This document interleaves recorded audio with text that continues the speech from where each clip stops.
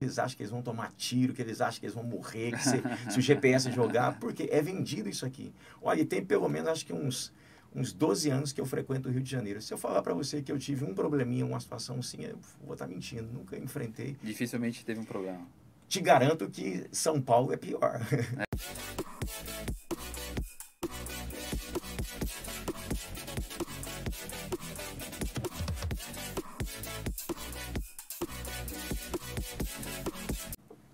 Pastor Tony, seja muito bem-vindo ao podcast, com muita alegria, muita satisfação em tê-lo aqui, né? Pelo grande trabalho que vem realizando, pelo homem que você é e pela pessoa que vem se tornando a cada dia. Seja muito bem-vindo ao podcast.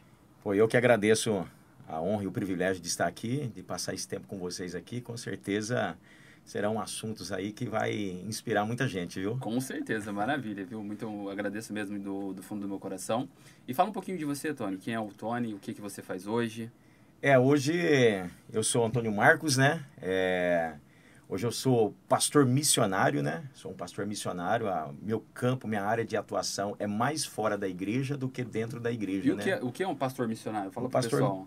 Um pastor missionário porque nós temos aí o pastor que ele fica direto dentro da igreja, cuidando das ovelhas, e o meu trabalho é estar no campo, é estar indo em encontro das pessoas, nos lugares mais remotos aí, seja no Brasil ou fora. Então eu vou ao alcance dessas pessoas. Aonde há uma necessidade, vou estar lá presente. Você está lá. Isso daí é um chamado seu? Como que você descobriu essa parte, essa vocacional de ser um pastor missionário?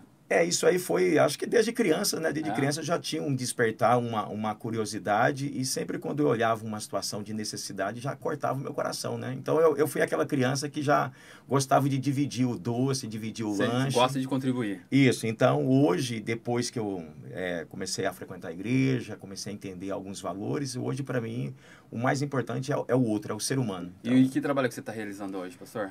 Hoje nós realizamos alguns trabalhos, né? Hoje o principal, que eu estou mais focado mesmo, já tem alguns anos, já uns 2, 3 anos, é a abertura de poços artesianos. Bacana, que legal. Nas regiões mais remotas do Brasil. No caso aqui, o sertão, né? Caindo aqui na Bahia, Piauí, Pernambuco, Paraíba, Ceará, e aonde há um problema muito grande da falta de água. Que bom, muito bacana esse trabalho aí, bem desenvolvido, né? E como que surgiu essa ideia de perfurações de poços? Isso daí é algo que você criou? É algo que você desenvolveu? O surgiu foi o seguinte, eu fui convidado a participar de uma viagem para o sertão, num lugar muito, muito crítico, muito pobre mesmo, né? E lá eu tive a oportunidade de falar do amor de Jesus, falar de alguns assuntos da Bíblia. E quando acabou, todo mundo entrou lá no carro na época indo embora, só que eu observei o seguinte, que só pregar o evangelho não era suficiente naquele momento. Porque eu vi a grande necessidade, e a região que eu estava não tinha água, a população dependia de água de chuva, e lá chove a cada 6, 7 meses. E aí eu vim embora. Quando eu vim para Campinas, eu comecei a pesquisar sobre essa questão, o que fazer. E aí eu encontrei uma empresa que eles faziam perfuração de poços artesianos. E a partir daí a gente começou a perfurar poços lá. E aí isso daí então foi você junto com um grupo que decidiu fazer essas perfurações, vendo a necessidade do povo local. Isso. Ninguém faz história sozinho, né? Mas tem uma parceria, tem um amigo, a própria igreja em si, o pessoal da igreja, todo mundo sensibilizado, entrou nessa também, e hoje nós perfuramos. O ano passado foram 17 poços artesianos perfurados. Dos 17 foram comunidades alcançadas, e também logo após a chegada da água, nós também começamos com a questão de cultivar a terra, né? Uhum. De plantar, esse tipo de coisa. Então, hoje eles já tem lugares já que estão colhendo milho, feijão, esse tipo de coisa já. Então, já mudou o contexto da sociedade. E qual que foi o lugar mais difícil que você chegou lá para fazer uma perfuração? Teve o mais difícil em relação ao acesso, à perfuração, para achar água? Tem uma comunidade lá no Piauí, que é uma comunidade de quilombolas. Uma comunidade, eu falo aqui, esquecida de tudo e todos. E essa comunidade, ela tem hoje mais ou menos uns 700 moradores nessa comunidade. E são muito pobres, muito carentes. Às vezes eu falo assim, nível Brasil, não dá para acreditar que tem uma comunidade que sequer tem um banheiro, tem água, tem esse tipo de coisa, né? Então, quando nós chegamos lá, eu vi a realidade da pobreza, como que era, as criançadas, uma fome extrema, eles não tinham uma alimentação adequada todos os dias. E uma senhorinha chamada Dona Cícera, eles têm uma questão que eles falam que é barreiro. Eles abrem um buraco no chão e quando chovem, Aí eles acumulam aquela água e é daquela água que eles bebem e é aquela água que eles fazem comida. Mas sem tratamento nenhum? Sem tratamento nenhum, nada. E quando vê uma equipe de médicos, e a maioria das mulheres, das crianças, elas são diagnosticadas com uma infecção, com problemas de vermes, esse tipo de coisa. E aí tudo relacionado com a falta de tratamento de água. Isso daí tem alguma parte do governo que presta algum serviço de tratamento para essas pessoas ou não? Não tem. Não tem nada, zero? Nada, zero. Isso daí, quando os médicos chegam, é você que leva Isso, esses não médicos, tem essas pessoas até o local? Não tem ajuda de governo, isso aqui é através da igreja, de alguns voluntários. Os médicos são voluntários, os dentistas são voluntários. Só para você ter uma ideia que por falta do tratamento da água, agora nessa última viagem nós tivemos a semana passada, foram atendidos aproximadamente 400 pessoas na área odontológica. Dessas 400 pessoas, pelo menos 80% delas tiveram uma questão de extração de dente. No mínimo 4 dentes de cada pessoa foram extraídos. Cada pessoa 4 dentes. Por causa da falta, não tem flúor, não tem nada. Então, é triste você ver um adolescente de 13, 14 anos já tendo que extrair os dentes da frente, aquele tipo de coisa. E como que é para você essa sensibilidade, ver um ser humano nessas condições e, querendo ou não, nosso governo pode fazer alguma coisa e não faz, e você, com esse chamado, está fazendo esse tipo de trabalho para essas pessoas, né? Que sensação que você tem dentro de você? A primeira coisa, assim, durante muitos anos, assim, eu fiquei questionando a questão de governo, até que um dia, uma palavra, eu chamo assim que foi Deus, né? Falou assim, tá, despertasse. Isso, o governo está fazendo, mas e você? O que você pode fazer para mudar isso? Eu sei que o que eu estou fazendo, como diz um amigo meu, é uma gota no grande oceano. Mas tem um filósofo que um dia disse assim, que se tirar essa gota do oceano, vai faltar alguma coisa. Então, hoje, a sensação não existe prazer melhor. Não existe nada em cima dessa terra que produza, pelo menos falando experiência aqui, um prazer em mim do que você estender a mão para alguém e fazer a vida dessa pessoa um pouco melhor. Na verdade, é um mandamento bíblico, né? Amar o próximo como a ti mesmo. Exato. Né? E então, como nos faz bem. Olha os médicos que vai com a gente, as pessoas. Eu acho que eu não sou dessa área, mas eu acho que todas as pessoas que estão enfrentando aí a questão de depressão, de ansiedade, deveria ter uma experiência dessa.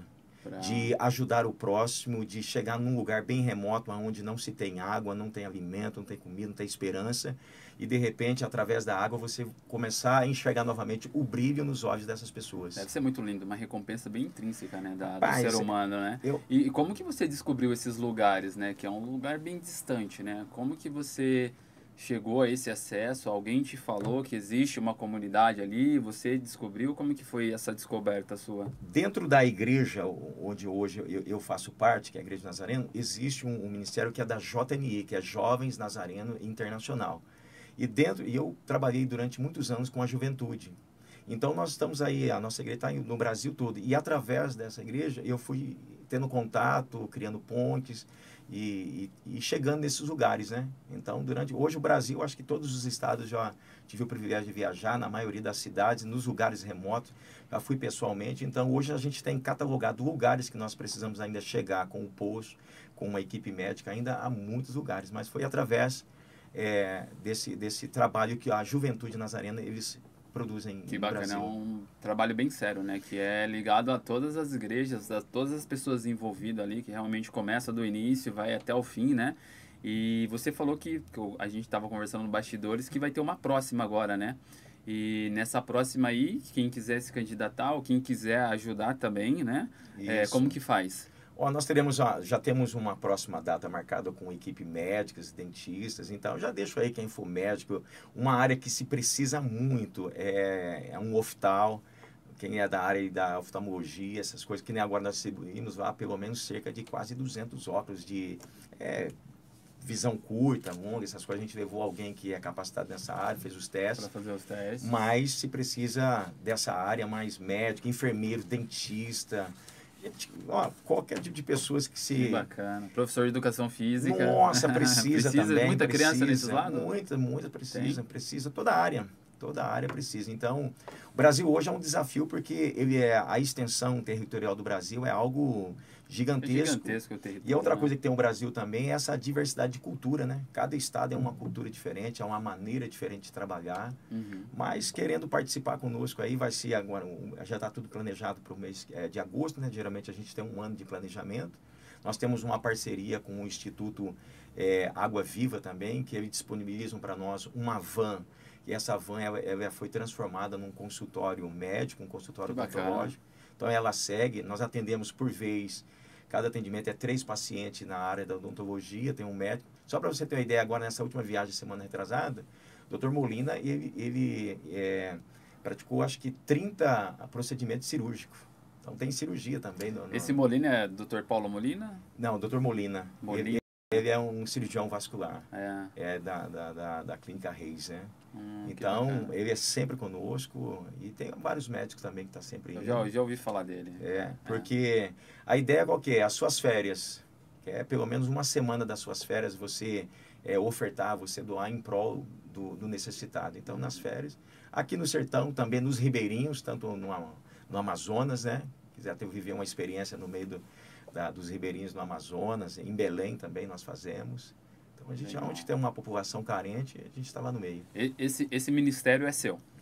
Você é responsável? Isso, eu sou responsável, mas é tudo através da igreja, né? Tudo da igreja. Isso, a igreja Só que você responde por isso. Isso. E aí, legal. E para a pessoa que quer participar, médico, dentista, né? Você, como pastor, o que você diria para ela? Você, como pastor, dizendo para o Tony, dentista. Você incentivando ele aí, o que você diria para ele? Cara, ele vai viver a melhor experiência da vida dele. Ele vai viver coisas que... Ele vai descobrir nele mesmo coisas que ele nem sequer imaginava. E o que você descobriu fazendo esse trabalho? Paz, eu aprendi a valorizar o ser humano, eu aprendi a valorizar cada milésimo de segundo da vida. Hoje, para mim, aqui, não existe dia e nem hora melhor do que esse momento que nós estamos aqui. Então, eu aprendi a estar no momento que eu estou inserido e vivendo. A viver no seu momento presente ali. E aprendi a valorizar, ainda que seja pequeno aos nossos olhos. Mas aquilo que nós temos, que é pequeno aos nossos olhos, é algo gigantesco para quem não tem. Então, eu aprendi a valorizar os detalhes, a riqueza que Deus tem nos dado. Que bacana. Então, isso aqui é Você chegou a passar alguma dificuldade na vida? Na infância, claro. Conta um pouquinho pra gente. Claro, eu venho de uma família pobre também. Nós morávamos numa comunidade muito carente. Os meus pais, eles eram da Bahia, né? Fugiram de lá por causa da seca. Foi algo que mexeu também comigo. Você né? então já enfrentou a seca já? Eu não, porque eu sou nascido e criado em Campinas, né? Mas a história dos meus avós, dos meus pais, então, como é a maioria da história dos moradores das grandes cidades, né? E até hoje existe isso. Até hoje a maioria dos jovens que estão lá no sertão completaram 17, 18 anos, eles vêm para cá. Porque lá eles não olham nenhuma perspectiva de vida, não tem esperança.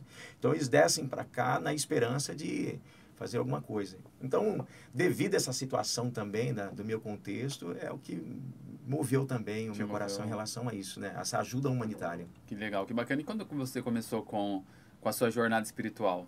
Com quantos anos? Eu tinha 22 anos. 22 anos. Então, eu sempre, dentro dos meus 14 anos, eu já tinha uma certa curiosidade. Então, eu fui daquele jovem... Isso daí assim, despertou seu? Os seus pais que se incentivou, vão para a igreja? Nós não tínhamos dentro... A minha família não tinha esse contexto de igreja, religiosidade. Apesar que somos descendentes da minha avó, católica, tudo. Mas ela nunca foi dessa coisa de todo mundo tem que ser católico, nada, né? Então, cada um meio que largado, né? Mas eu já tinha, desde os meus 14 anos, eu ficava olhando para o céu e eu falava assim, não, tem alguma coisa. Eu nasci para alguma coisa. Eu tenho um chamado dentro de mim. Isso, eu pensava assim, eu não nasci só para trabalhar, ganhar dinheiro, casar, ter filho, ter uma vida, morrer e acabou. Eu não nasci para isso, eu tenho algo maior. Então, eu sempre tive uma busca, né? E aí, eu considero assim, um privilegiado, porque com 22 anos, a Bíblia me ressaltou aos olhos, né? E um grito no meu coração, né? Veio, e a partir daí, desde os 22, 23 anos de idade, eu sou envolvido. Só que isso daí leva um tempo, né? E quando que foi o estalar, que você olhou para dentro de você e falou, agora eu sei qual que é o meu chamado, eu sei qual que é a minha essência de vida, eu sei o que eu vou fazer. Quando que foi? Eu acho que o que deu assim, um start foi o nascimento da minha última filha, né? Da Aham. Giovana, que hoje ela tem 14 anos. E mesmo eu já envolvido com tantas coisas, mas quando ela nasceu, eu me lembro que ela estava com uns 3 anos e eu também trabalhei muito com pessoal que está em condições de rua, né? Uhum. E lá eu me deparei com uma cena que havia um casal que eles tinham chegado do sertão e eles estavam com uma filhinha de 3 anos. E essa menininha, ela já tinha um corpinho já formado e eu pude, assim, fazer uma leitura de um olhar de um dos moradores da rua que ele ia aprontar alguma coisa, sabe? E ali eu me coloquei no lugar, eu senti como se ali fosse a minha filha. Uhum. E ali eu falei, não, eu preciso fazer alguma coisa, eu não posso deixar o ser humano à mercê dessa coisa ruim que existe, né? E ali, então, a partir dali, houve um despertar e eu falei, não, a partir dali, então, a minha vida hoje, ela é pautada em prol do outro. Eu não penso mais em mim, não penso mais... Então, a minha vida sempre é o outro agora. Legal, que bacana. E hoje você e sua família, todos pertencem à igreja, seus pais, irmãos? Meus pais, meus irmãos, a minha esposa, as minhas 2 filhas, está tudo inserido dentro do contexto da igreja. Isso daí foi através de você ou foi todo mundo junto? A Foi minha um esposa eu a contexto? conheci na igreja, né? Uhum. E aí os filhos foram nascendo, né? E a minha filha mais velha, que é formada também na área de ciência do esporte, ela tem o despertar dela, já viajou comigo para muitos lugares, né? Que bacana. E agora é a mais nova, né? A mais nova hoje ela pretende ingressar na área da saúde também para ela poder servir, né? É um chamado aí, a um família chamado, inteira da saúde aí, na área da Eu saúde. sempre ensinei para as minhas filhas que elas trabalhassem não por causa do dinheiro. Dinheiro é consequência, né? Aham. Dinheiro vem e vai, mas que elas trabalhassem em prol do ser humano. Que bacana, que bonito. E é claro, né? O pai ali, ele é o cabeça, ele representa isso daí, né? Ele é um espelho, né, para os filhos, né? E que sensação que você tem de ver, né, suas filhas com essa mentalidade, com essa ideia dentro da igreja, querendo, né, vendo essa questão humanizada aí de ajudar o próximo. Que sensação que você tem? É uma alegria, né? Eu me considero um pai privilegiado, né? Agradeço a Deus todos os dias, né? De saber que as minhas filhas elas estão inseridas dentro desse contexto, né? Porque como eu conheço um pouquinho da realidade, como está o mundo, e o mundo ele é perverso em relação a algumas coisas, e ver as minhas filhas com esse coração, né? Voltado sempre em prol do outro, né? Minha filha Giovana, ela sempre nos surpreendeu, ela tinha uns 4 aninhos. Ela falou, pai, nós precisamos ir no varejão, quero comprar algumas frutas, fazer alguns saquinhos, porque está chegando o Natal e a gente precisa distribuir para os pessoal que estão na rua, que não tem condições. Então, por ela mesma, ela já tomou essa atitude. Já então, teve esse despertar aí isso, dela. sempre. E ela, desde então, já esteve comigo no sertão, abrindo posto também, servindo. Então, já Com quantos anos? Ela, acho que tinha 12 anos. 12 anos já estava. E agora, no mês de julho, eu levei ela e mais uma equipe de adolescentes para a gente passar 10 dias dentro dos complexos, dos morros no Rio de Janeiro, né? Que nós temos trabalho lá também, né? Que bacana. Aí os pessoal falam, pô, você é maluco levar sua filha? Daqui de Campinas lá pro Rio. Daqui de Campinas, nós estivemos lá em Grão-Pará, lugares bem remotos também, né? Porque o Rio de Janeiro, ele tem os seus desafios também, né? Uhum. E aí o pessoal falou, pô, você é louco levar sua filha? Eu falei, cara, ela precisa enxergar que de fato o que é o mundo, que esse mundo não é esse mundo que tem mostrado para nós de internet, né? Sim. Ela precisa saber qual é a realidade e ela precisa saber qual é o valor que ela tem e aonde que ela está inserido na sociedade. Então foi com a gente, tirou de boa, ficou 10 dias lá, dormindo num lugar, no chão, vai para lá, entrando nas comunidades, enfrentando as barricadas, vendo os meninos armados lá e vamos que vamos falar do amor de Cristo. Isso é bom, né? Isso é bom que você está mostrando para ela realmente como que o mundo é, né? Como que é a perspectiva da visão da pessoa que está inserida no mundo, né? Porque a pessoa que está dentro da igreja, ela só tem a visão da igreja, mas quando ela sai para o mundo, se depara com a realidade do dia a dia, né?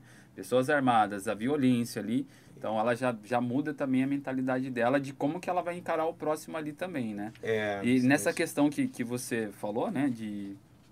Das pessoas te falarem, você é maluco, você vai com a sua filha para o Rio de Janeiro e não sei o quê. Que desafio que você encontrou aí nessa busca? Porque, querendo ou não, tem a mãe também fica com medo, com receio. Que desafio que você encontrou aí, né, nesse momento para lidar aí com essa situação? Você se depara com muito, né? Porque é uma questão cultural, é uma questão cultural totalmente diferente, né? Então, sabe o que acontece também? Eu cheguei agora, ontem também, no Rio de Janeiro, tive um trabalho lá. Você pegou um voo e já está aqui, né? Já veio direto pro podcast. Aí a semana que vem eu estou indo lá para Vitória da Conquista, na Bahia. Então sempre eu estou Mas é vendido uma imagem que não é tudo o que acontece, né? Então, quando nos vende uma imagem de terror, você passa a desencadear uma visão que é só terror. Mas quando você vai lá e vai conviver, você começa a descobrir um ser humano diferente. Tem outra perspectiva. Exatamente, né? Sabe? Há um texto na Bíblia, aqui entrando muito nessa parte, mas que eu gosto muito particularmente. Por exemplo, que diz assim, que no princípio era o verbo, e Deus era o verbo. Algo abstrato. Era Deus lá, fez os céus e a terra, o eterno, o que tem o controle de tudo, aquela coisa, o inatingível, o que a mente não consegue descrever. Mas aí o texto vai dizer, e ele se fez carne e habitou no nosso meio, e nós o vimos, e nós o tocamos. Então, eu gosto muito dessa coisa, diante de você desencadear qualquer tipo de pensamento ou um preconceito, que você possa ir conhecer, saber de fato a real. Entendeu? Então, é interessante que os meus amigos lá do Rio de Janeiro, quando eu vou lá nas comunidades, eles falam assim, pô, então, Marcos, paulista, quando vem aqui, eles acham que eles vão tomar tiro, que eles acham que eles vão morrer, que se o GPS jogar, porque é vendido isso aqui. Olha, tem pelo menos, acho que uns 12 anos que eu frequento o Rio de Janeiro. Se eu falar para você que eu tive um probleminha, uma situação assim, eu vou estar mentindo, nunca enfrentei. Dificilmente teve um problema. Te garanto que São Paulo é pior. Só que não é tão mostrado, né? Uhum. A violência não é mostrada, né? Então, eu deixei de ficar muito sendo manipulado pela mídia e passei a ir conhecer. A conviver de fato o que é e o porquê, né? O porquê daquela situação, né? Então, teve algum momento que você teve algum conflito em alguma de suas missões, ou alguma coisa engraçada que aconteceu ali, que você pode contar pra gente? tem várias, né? Uma engraçada Essa é boa. Já tá rindo antes, é boa.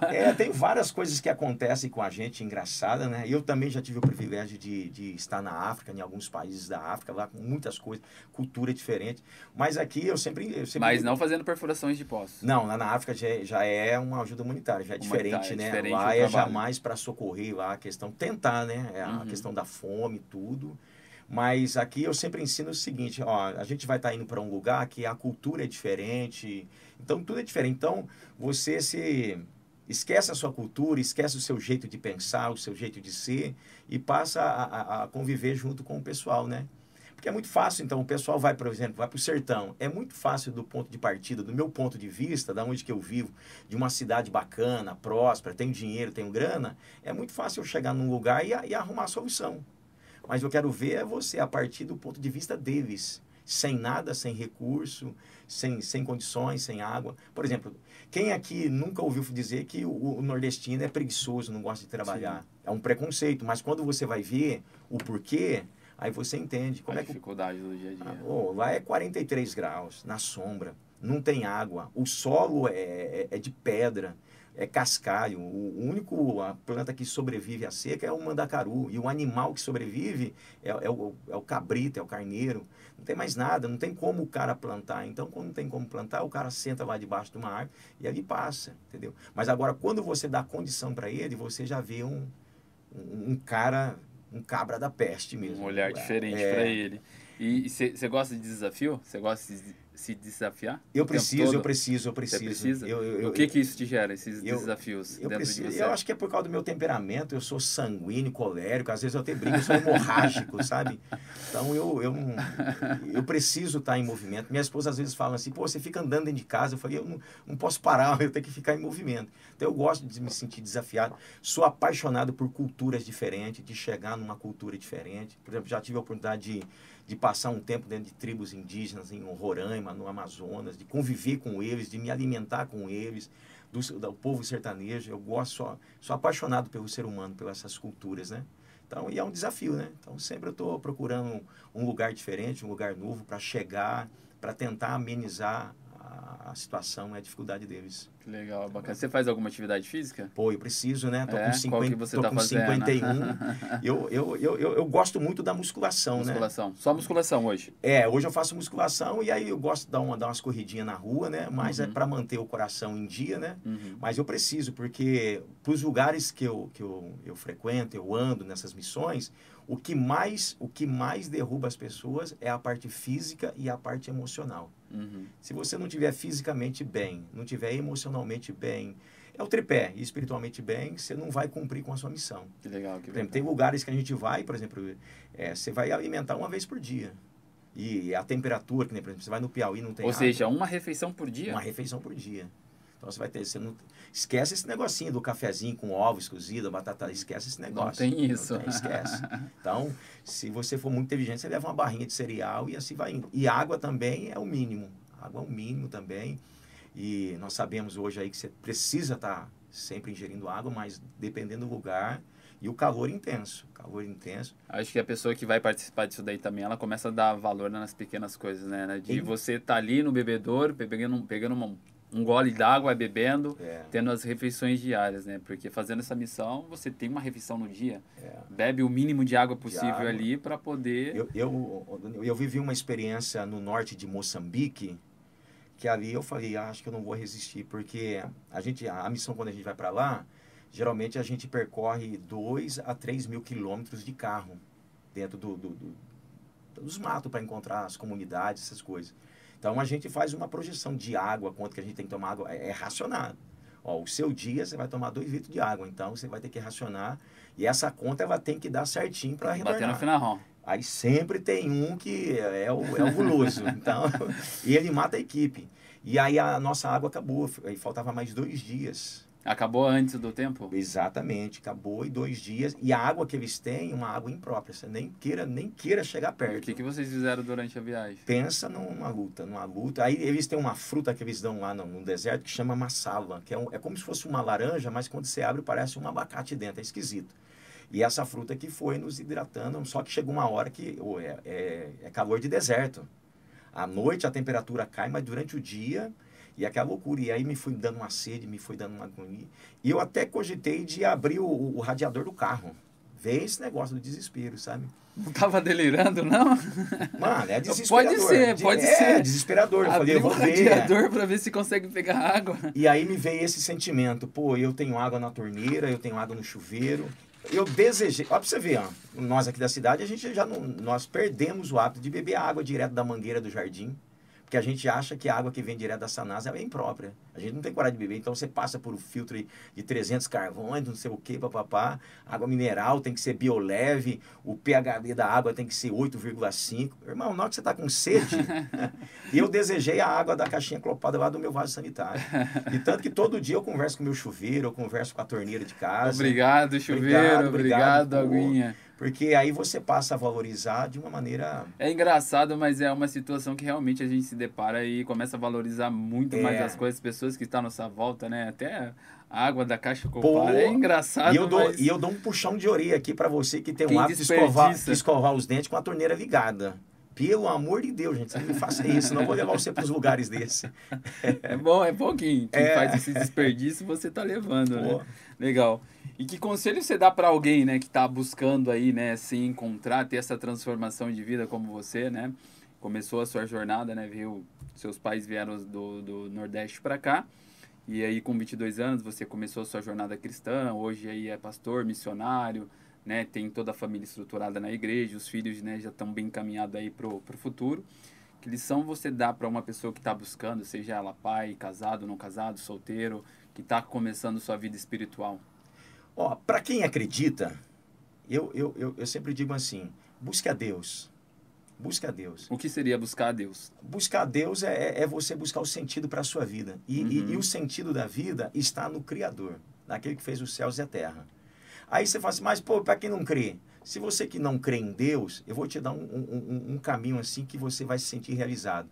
Sirva o seu próximo. Sirva o seu próximo. Porque Jesus um dia falou assim... para os discípulos, né? Eu estava com fome e vocês me deram de comer. Eu estava nu, vocês me deram de vestir. Eu estava preso, vocês foram me visitar. Eu estava com frio, vocês me vestiram. E os discípulos falaram assim, Jesus, mas quando nós fizemos isso para o Senhor? Nós não lembramos. Ele falou, mas quando vocês fizeram aos meus pequeninos. Quando você serve o próximo, diretamente você está servindo a Deus. Eu costumo dizer assim que você consegue enxergar Deus no próximo. Por isso que o próprio Jesus falou assim, como que você pode, há uma carta que ele escreveu, como que você diz que ama a Deus, que não vê, e você não consegue amar o seu próximo que vê? Há uma incoerência aí. Então, Busque a Deus. A vida ela vai dar um outro sentido quando você passa a entender e a compreender que nós não estamos sozinhos, que isso aqui não é obra do acaso. É impossível ser uma obra do acaso. Tem a mão de alguém aí. A mão desse alguém, eu costumo dizer que é de Deus, né? Então, a minha vida teve um outro sentido. A minha vida eu posso dizer que é antes e depois de ter um encontro com Cristo, no caso, né? Minha vida teve um outro rumo e busque a Deus. Busque algo que te dê um sentido para a vida. Não seja um acumulador, porque tem gente O que seria uma pessoa acumuladora? A pessoa acumuladora, ela, não estou dizendo que é errado, mas é uma pessoa que se torna escravo dos seus bens. É uma pessoa que só trabalha, e a única coisa que ele tem é riqueza, mais nada. E aí mal sabe ele que vai ficar tudo aí e vai provocar uma confusão para a família, que você possa, eu não estou dizendo que você vai sair esbanjando, mas que você possa saber que o que Deus colocou nas suas mãos, que você possa servir um outro necessitado, que você seja um canal. É isso que você pensa hoje, de você não apenas deixar bens, né, mas deixar um legado. Um legado. Hoje eu acho que a maior riqueza. Meu pai faleceu há pouco tempo. Uma das coisas que eu mais fiquei assim maravilhado foi quando eu corri atrás da documentação e lá no cemitério o cara perguntou, ele deixou bens? E eu respondi, não, deixou nada.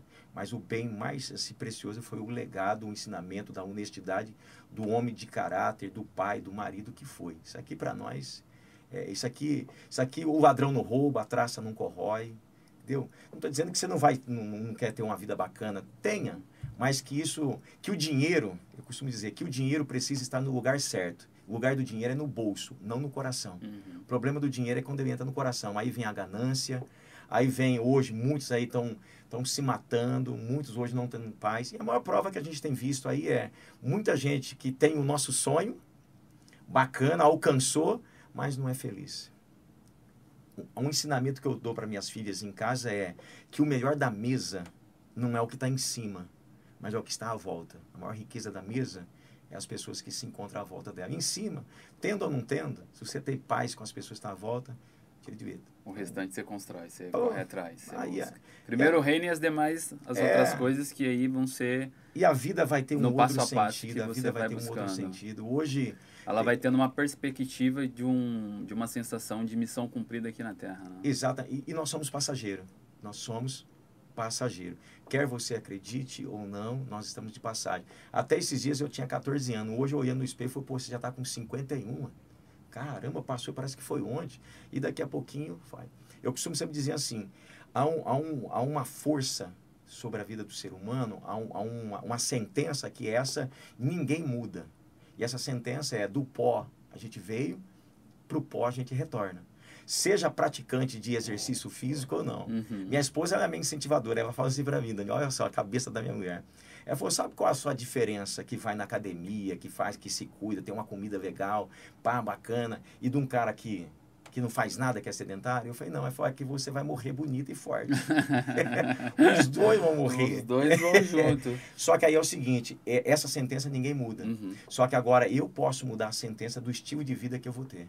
Sim, que bacana. Aí é uma escolha. E hoje é diferente, né? Dificilmente você vê pastores, né, que tem essa mentalidade como você, de estar ali, né, de cuidar do físico. Tem, mas são poucos hoje, né? Como que foi esse despertar para você? Preciso cuidar do meu corpo, preciso cuidar do meu físico. Foi se deparando com as missões ou isso daí já era algo que era dentro de você, estava ligado ali com a atividade física? Dani, eu peguei uma época, eu já estou com 27, 28 anos no cristianismo. Eu vivi numa época que era muito espiritual, se espiritualizava muita coisa. Então, quando você ia se cuidar, aparecer com uma roupa bacana ou um jeitinho, isso aí era sinônimo de vaidade. Então, você tinha que se anular em tudo. Eu peguei um pedaço de uma fase que era aconselhado aos jovens a não fazer faculdade, a largar tudo. A se largar tudo. E hoje, olha, se eu pudesse voltar aquele tempo, meu Deus do céu. Hoje eu incentivo, meu irmão, você tem que estudar, você tem que fazer, você tem que alcançar isso aqui, mas que seja com um objetivo. Mas o que me despertou é o seguinte, eu tenho um chamado, eu tenho um ministério. Até quando é que eu quero chegar? Porque tem umas coisas que o pessoal fala assim, mas Deus determinou. Não, mas se você não se cuidar, você morre antes. E a ciência está aí comprovando e provando para nós que você precisa ter uma atividade física para que você possa ter uma vida prolongada, uma vida mais saudável. Né? Então, quer dizer, se você constrói músculo, lá na frente você não vai depender de remédio, de sistema nenhum, você não vai depender de ninguém. Então, vai depender de cada um. Então, isso aqui foi caindo.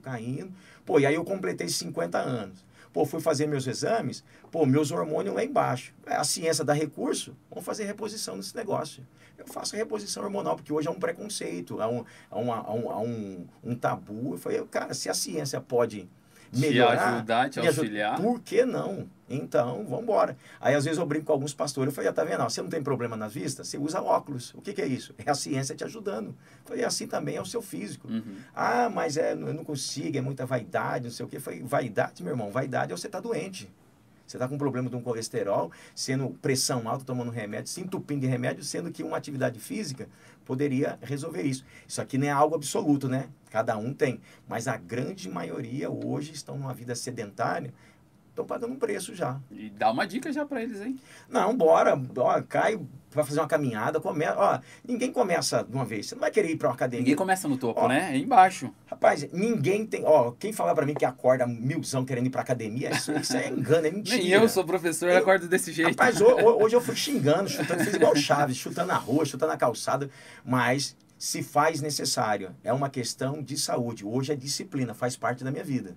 Então, eu preciso ir lá, que também faz parte do meu trabalho. Porque o meu trabalho depende do bem-estar do meu corpo, depende do meu bem-estar da minha mente. Então, essa atividade física, pô, é a minha válvula de escape. Eu vou lá, vou levantar meus pesos lá, vou derramar um suor, vou fazer uma corridinha, depois eu vou para casa, vou tomar um banho, aí eu vou me relaxar. E se tiver um suplemento, eu vou tomar a creatina, eu vou tomar um whey. Aí a minha médica falou assim, tem um homem... Gente, às vezes eu pego aqueles... Aí eu brinco, né? Esse aqui é para não matar esse aqui é para não morrer de raiva, esse aqui é não sei o quê. Então, vamos embora, se cuidar. Uma coisa que eu falo para os meus alunos, né? Para os meus alunos ali de personal. Nosso corpo é o templo do Espírito Santo. Se a gente não cuida do nosso corpo, a gente não está cuidando de algo que Deus nos deu. Então, a importância de a gente cuidar da gente, não só da gente, da nossa saúde, mas a gente está cuidando de algo que nos foi dado. Então é muito importante cuidar isso daí, né? Os líderes religiosos tinham que ter essa mentalidade, né? Mas eu já vi alguns casos que eles falam os opostos. Lá na igreja nosso pastor também... Eu acho que isso daí deveria ser quebrado, vai ser quebrado. Vai sim, já está sendo, né? Já está sendo. Lá na igreja, nosso pastor, quando eu ia para o pastor, vamos fazer uma caminhada, vamos fazer uma caminhada. Vai puxando todo mundo lá. Aí agora eu falei para ela, nós vamos colocar uma balança aqui, ó. Cada um que for pregar aqui sobe. Passou dos 3 dias, desce. Sai, desce. Isso é bacana. Isso daí acho que dá até para envolver um ministério lá de vocês, isso daí, né? Fazer Exato, atividade. Uma atividade física lá, o futebolzinho de vocês, finais de semana. Tem essas coisas com os homens. E os homens lá também, a gente está incentivando, batendo, falando, ó, vai fazer os seus exames hormonais, como é que você tá? Porque essa tristeza sua, você ficar chorando no canto, isso ainda é normal. Exatamente. Então, vamos embora. Se tiver baixo, vamos fazer uma reposição sem preconceito, toma um remédio, faz isso aqui, vamos embora, filho. Você tem que estar bem. Aqui o pessoal acha que é tudo no espiritual, né? Vou resolver tudo no vou espírito, na oração. Vou na oração aqui, né? Deus vai me revelar aqui o que está acontecendo comigo. Às vezes não, às vezes fisiologicamente a pessoa não está bem, né? Uma falta da questão hormonal, falta de atividade física, cerebral ali, tá trabalhando em conjunto, né? Tem um texto do profeta Elias, você vê, ele tá numa depressão. Aí ele pede a morte, não quer viver mais, tá angustiado, tá triste, tá cheio de mimimi, aquelas coisas. Aí aparece um anjo. O anjo fala assim para ele, filho, come o pão e dorme. Quer dizer, cara, você tá precisando de mudar a sua alimentação e descansar a sua mente. Porque o que você está tendo aí é um cansaço, um esgotamento físico. Veio de muita batalha, de muito trabalho, está fadigado. Então, ó, come bem, muda a sua alimentação e dorme mais, filho. Porque a caminhada é longa. Faz o básico, né? Faz o básico, acabou. Se você mudar... Olha, só de você mudar uma refeição e você dormir, vai melhorar já coisas aqui. É um absurdo. Coisas até que você... Às vezes as pessoas colocam problema, né? Onde não tem, porque tá com a mente acelerada, tá com muita coisa, pensando muita coisa e muita informação ao mesmo tempo, e às vezes é só realmente se alimentar bem, descansar, ficar em paz, acabou, resolveu Daniel, o problema. eu brinco com o pessoal hoje, eu falo assim, a sociedade está tão acelerada e tomada pela ansiedade que tem gente que está em velório de gente que não morreu ainda. Ele falou, já estou aqui no velório porque eu acho que vai morrer. Então já deixa uma mensagem inspiradora aí já. Já que você entrou nesse assunto, já deixa uma mensagem de inspiração para as pessoas aí que estão nos ouvindo. Um dos textos que eu mais sou apaixonado da Bíblia, que é uma resposta, que é a busca de todo ser humano, da filosofia, de todo mundo, que é qual é o segredo da vida e qual é o segredo aonde se encontrar a felicidade. Uhum. Hoje todo mundo está correndo atrás da felicidade e acha que a felicidade está no dinheiro, acha que a felicidade está no bem-estar, alguns acham que a felicidade está no casamento, de ter um carro bacana, de fazer viagem. E o mundo, o dia a dia tem nos mostrado que isso não é a verdade. Mas a pergunta é, o que é a vida? Que é o segredo, que é a vida. Se você não souber o que é a vida, você nunca irá trabalhar em prol dela. E aí o apóstolo Tiago, ele faz essa pergunta e a resposta dele é de chocar. A resposta, ele faz a pergunta, o que é a vida? E a resposta dele é, a vida é como uma neblina que aparece e logo desaparece. É como uma fagulha de fogo que acende e logo se apaga. Ele está dizendo, a vida é curta, passa rápido demais. A vida ela é muito... Moisés, quando ele escreve o Salmo 90, ele diz assim, que o viver do homem é 70 anos. Alguns, por ter se cuidado, algumas coisas, chega aos 80, mas é enfado, é cansaço. Não fica pensando que vai chegar, é cansaço, é enfado. E aí ele vai dizer assim, Senhor, me ensina a contar os dias para que eu possa alcançar um coração sábio. Sabe o que ele está dizendo? O que é contar o dia? É você viver a cada momento. É você viver a cada segundo intensamente. É você valorizar onde você está, com quem você está. E você nunca criar uma expectativa que as pessoas dizem assim... eu tenho certeza que aqui, se eu fazer a pergunta, que a gente acha que a nossa felicidade vai ser em alcançar aquilo que nós não temos. Todos nós temos um objetivo. Por exemplo, eu posso falar aqui do seu sonho. Pô, você quer e acha que... Não. A felicidade, ela está naquilo que nós já possuímos. Então, seja feliz com aquilo que Deus já te deu, com aquilo que você está executando, seja no seu trabalho, seja na sua casa, seja onde for. Então, pare de criar essa expectativa de que quando eu conquistar, aí eu serei. Porque pode correr o risco de você não conquistar, porque ninguém tem a garantia, ninguém aqui tem a garantia de que iremos ver o sol amanhã. Quem é que pode dar essa garantia? A vida, ela é hoje, é um momento. E hoje, esse momento, a Bíblia diz que foi Deus que fez esse dia. Então, que sejamos gratos por Ele e vamos viver. E a vida é essa, a vida é isso. A graça da vida é você aprender a fazer festa em meio às tragédias. Meu pai sempre me dizia assim, chore, mas que as suas lágrimas nunca venha atrapalhar e tirar o sorriso do seu rosto. Mesmo chorando, sorria porque a vida vale a pena. Então o segredo da vida é simples e Jesus nos mostrou a simplicidade da vida. Quando os discípulos estavam preocupados naquela época com vestir, com o que comer, para onde ir, o que eu vou morar, o que vai ser do meu futuro. Jesus falou assim, por que vocês estão preocupados com isso? Olha os lírios do campo. Aí Jesus mostra para coisa simples, para a flor. Falou, tá vendo essa flor? Ela está aqui, mas daqui a pouco vai vir o sol, ela vai secar, vai morrer, acabou. Mas ele vai dizer, nem Salomão, com toda a sua riqueza, se vestiu tão bem dela. Deus tem cuidado. Então Deus tem cuidado de nós a cada momento, a cada segundo. Então passe a valorizar mais a sua família. Você que de repente vai estar assistindo isso aqui, passe a valorizar os seus filhos, o seu casamento, a sua casa, o seu trabalho. Porque hoje tem gente que, despreza, o trabalho. Gente, olha, o seu trabalho é da onde que você tira o seu ganha-pão de cada dia. Então, e quando você não entende isso, o ser humano hoje está vivendo debaixo de um sentimento que é chamado insatisfação. O ser humano está insatisfeito com tudo e com todos. Está insatisfeito com o que tem, está insatisfeito com o corpo, está insatisfeito com a cor da pele, está insatisfeito do país, está insatisfeito com o trabalho, está insatisfeito com a família. E a insatisfação vai produzindo uma infelicidade, a infelicidade vai... Daqui a pouco as pessoas já não têm mais graça, já não conseguem enxergar mais a graça da vida. Porque acham que a graça da vida é se eu ter a vida do outro, se eu ter o que o outro tem. E a mídia hoje tem forçado muito. A internet tem mostrado uma vida que ela é irreal. Ela não existe, essa vida do faz de conta da internet. Isso aqui é o mundo de Peter Pan, é o mundo faz de conta.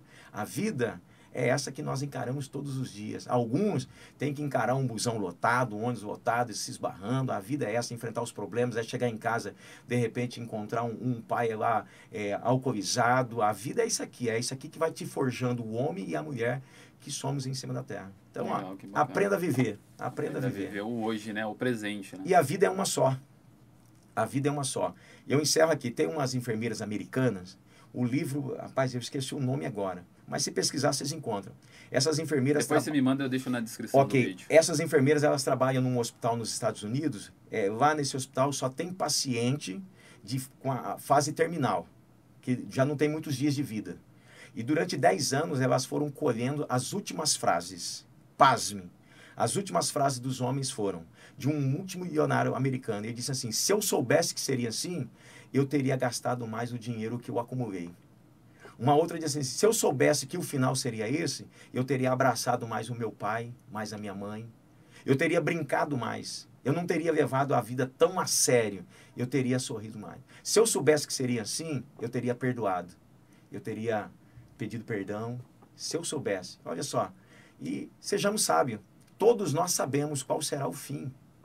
Mas, gente, não espere chegar lá para você ter o estalar da mente. Seja hoje, faça como se hoje fosse o último dia. Se tiver que pedir perdão, peça hoje. Se tiver que ligar para alguém para dizer eu te amo, faça hoje. Se tiver que ir na casa do pai, na casa da mãe. Gente, você acredita que tem filhos que faz 5, 6 anos que não vê o pai e a mãe? E não sabe, de repente, foi como o meu pai foi internado, eu estive com ele no hospital, estava bem, quando eu voltei no outro dia a ter alta, tirei meu pai de dentro do caixão. Eu não sei quando que eu vou ter uma outra oportunidade. E por não saber, eu quero abraçar hoje, quero perdoar hoje, eu quero servir hoje. A vida se resume no hoje. Muito bom, muito bom. Foi uma mensagem, não foi uma mensagem de inspiração, foi uma pregação aqui, né? Já foi uma pregação para os nossos ouvintes. Deixou o pastor falar, já viu? Não, tá ótimo, maravilha. Muito, muito bom essa mensagem que você nos deu aí, né? É algo realmente que é inspirador e transmuta isso daí, né? Essa sensação e o sentimento que você tem de quem é o Tony, né? Essa vocação que você desperta para o mundo, né? E a gente já está chegando no nosso final, né? Tá finalizando e vou falar um pouquinho de algumas palavras que você foi citando aí, eu fui anotando, que eu gosto de fazer isso daqui para a gente voltar, né? Algumas coisas aí do Tony, né? Quem é o pastor Tony, né? Que é fazer o bem para as pessoas, né? Independente da situação que ela se encontra, né? O nível de cultura dela, né? Viver a vida, viver o hoje, viver a realidade, né? Sempre estar ao prol do próximo, sempre fazendo pelo outro, né? Isso é algo seu, algo que você buscou desde criança, desde jovem, então você vem nessa busca aí, nesse sentido, né? Buscar um sentido para a vida, né? Isso é seu, isso é algo que é seu, que você, tudo que você faz precisa ter um sentido, precisa ter um significado para fazer você crescer como pessoa, né? Boa. Trabalhar não pelo dinheiro, mas sim pelo significado do que aquilo pode te representar, né? A vida é curta, né? Viver, aproveitar cada momento, não importa o que tem na mesa, mas as pessoas que estão à sua volta, né? E sempre servir ao próximo. Muito bom. Isso daqui tudo te representa você, te representa tudo aquilo que você falou, a mensagem de hoje para as pessoas que estão nos ouvindo aí. Eu quero te agradecer mais uma vez. Com certeza vai ter outros convites aqui para você. Também com o pastor Edmar aí, se ele tiver, né, nessa presença aí junto com a gente, falar um pouquinho mais sobre essa questão espiritual, de fazer o bem ao próximo, fazer o bem para si mesmo, né, ter essa mentalidade de ser um pastor, não só que pensa em si mesmo, mas o próximo, mas cuidando de si também, que essa é a sua mentalidade. Deixa aí pra gente o seu Instagram, onde as pessoas podem te encontrar, site da igreja, como que faz para acessar o Tony. Ou para ajudar também na questão da ONG, deixa aí embaixo. Legal. Hoje quem quiser me encontrar e ver um pouco dos trabalhos que a gente executa, lá no meu Instagram. Tem o meu Instagram pessoal, que é Antônio Marcos, INNE, que é a Igreja Nazareno Nova Europa. Então, Antônio Marcos, INNE, vai lá encontrar. E tem também o Instagram da ONG, que é água.urgente. Lá tem algumas coisas, alguns vídeos dos postos, dos lugares que nós chegamos. Então, isso aqui vai. E querendo nos ajudar, é só mandar uma mensagem lá e toda ajuda, ela faz toda a diferença. Então, que você possa buscar lá e saber, e você vai encontrar lá uns trabalhos e você vai ver um Brasil diferente. um outro Brasil diferente. Bacana, muito belo trabalho. Muito obrigado, viu, Eu pela agradeço, sua presença. Obrigado mesmo, obrigado pela oportunidade, que Deus abençoe a todos. Amém.